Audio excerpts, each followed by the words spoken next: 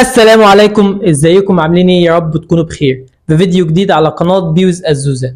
فيديو النهاردة هنتعلم مع بعضينا اللهجة الاسكندرانية.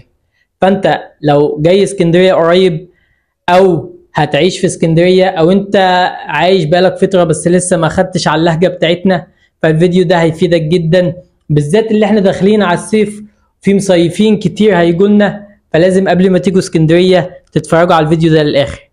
هنبدأ مع بعضينا بكلام التعجب زي كلمة أحي.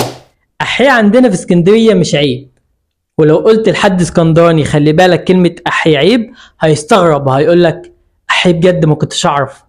أحي. تاني حاجة أيو.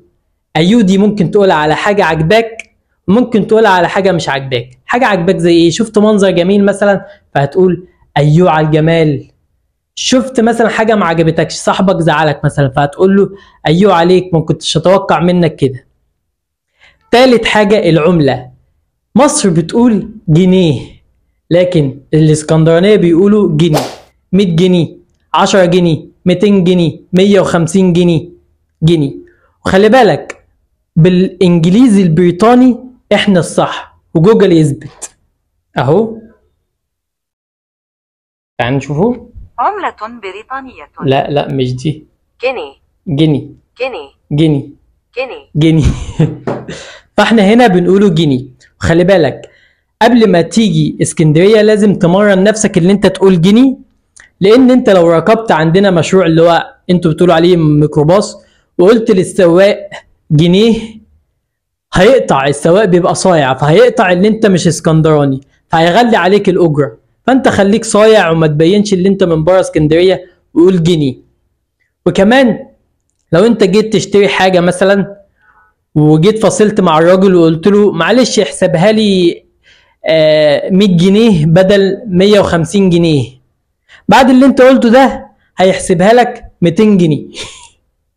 دلوقتي هندخل على كلمات متنوعه زي ايه؟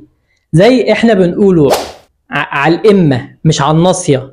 مفيش حاجه اسمها ناصيه. انا رايح اقف مع اصحابي على الامه، نزلني يا اسطى لو سمحت على الامه. احنا عندنا هنا امه لان احنا امه، مفيش ناصيه. تاني حاجه انا رايح اتمشى على البحر. مفيش حاجه اسمها رايح اتمشى على الكورنيش. عندنا مفيش حاجه اسمها كورنيش اصلا. يعني ممكن الاطفال الصغيره اللي عندنا دي قلت لهم كورنيش مش هيفهموا ان الكورنيش ده بحر. فانا رايح اتمشى على البحر، لو سمحت اروح البحر ازاي مش هروح الكورنيش ازاي؟ تمام؟ عشان تبقى قاطع قبل ما تيجي اسكندريه. تالت حاجه عندنا جومه. مفيش حاجه اسمها استيكه، جومه.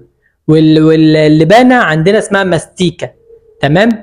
وايه كمان عندنا؟ الدنيا بتشتي. مفيش حاجه اسمها الدنيا بتمطر.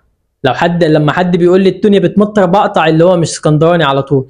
الدنيا بتشتي واروح لي ستي وهكذا. تمام؟ عندنا بنقوله ولع النور. مفيش حاجه اسمها ايد النور. ايه ايد النور دي؟ ايد النور اللي هو النور عنده ايد؟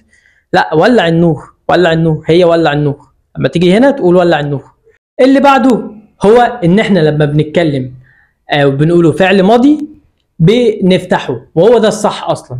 يعني طلعت مش طلعت، شربت، نزلت، وقفت وهكذا. تمام؟ حتى انت لو جيت غنيت دلوقتي طلع الفجر علينا، طلع فتحنا، هو الفعل الماضي فتحناه مش طلع، لا طلعت. فاحنا الاسكندرانيه بنتكلم صح واللهجه بتاعتنا مميزه.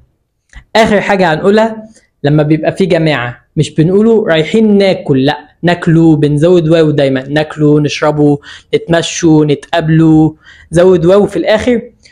وساعات زمان كانوا بيقولوا على الفرد الواحد بيقول على نفسه جماعه، يعني احنا هندغدغ الدنيا، وهو بيبقى بيتكلم على نفسه بس احنا هندغدغ الدنيا. لان الشخص الاسكندراني لوحده حمله، احنا هندغدغ الدنيا، احنا هناكل، وهو بيبقى قصده على نفسه بس احنا هنشرب، وهو بيبقى قصده برضه على نفسه بس.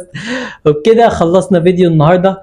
اتمنى ان انت تكون استمتعت واتبسطت شويه بالفيديو. متنساش تتفرج على الفيديوهات بتاعت اسكندريه، المنتزه، مكتبه اسكندريه وحاجات تانية كتير. تعملي لايك وكومنت حلو. سلام.